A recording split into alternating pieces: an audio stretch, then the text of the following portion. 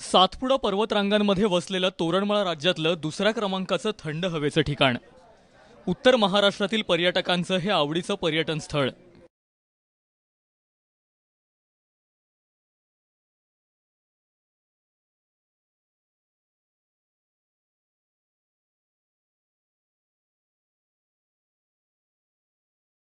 आपण तोरणमाळच्या सीताखाई या ठिकाणी आहोत. आपण पाहू शकतोय की या ठिकाणी एरवी गजबजलेलं असलेलं हे ठिकाण जसं काही कर्फ्यू लागला आहे की काय अशी या ठिकाणी परिस्थिती झाली.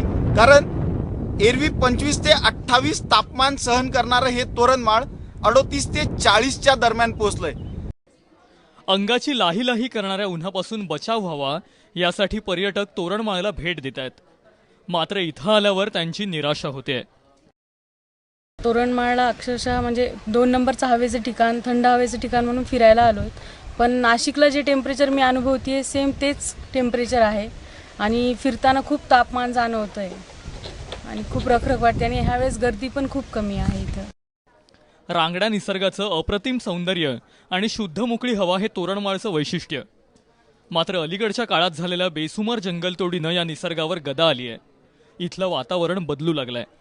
2 वर्षापूर्वी जेव्हा मी आले होते त्यावेळेला इथे म्हणजे वातावरण अगदी थंड, प्लस आम्हाला स्ट्रॉबेरी पण भरपूर प्रमाणात खायला मिळाली, म्हणजे मुलांनी एन्जॉय केला.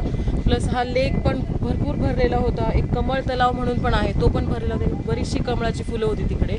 आज आता ह्या वर्षी इकडे आलोय, फिरतोय, तर लेकला पाहून पण असं एवढा आनंद वाटत नाही आणि स्ट्रॉबेरी तर अजिबातच आम्हाला पाहायलाही कुठे मिळाली नाही. मराठवाड्यातून आम्ही खास म्हणजे पर्यटनासाठी आम्ही इथं येतो. म्हणजे तिकडचंही आपण दुष्काळाच्या झळा आपणच दाखवत आहे आणि इथं सुद्धा आम्हाला दुष्काळाच्या झळा इथं सुद्धा पाहायला मिळतात. तर पर्यटन म्हणून ज्या ठिकाणी आम्ही जी मजा एक अनुभवायला पाहिजे होती ती अनुभवायला मिळत नाहीये. म्हणजे निसर्गाचा बदल मोठ्या प्रमाणात पर्यटनावरती सुद्धा दिसतोय. संपूर्ण वर्षभरात कधीही तापमानाची तिशी न उलाढणाऱ्या तोरणमाळचं तापमान सध्या 40कडे सरकतंय.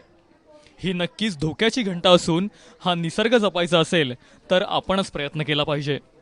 नाहीतर पुढच्या उन्हाळ्यासाठी थंड हवेची ठिकाणच उरणार नाहीत.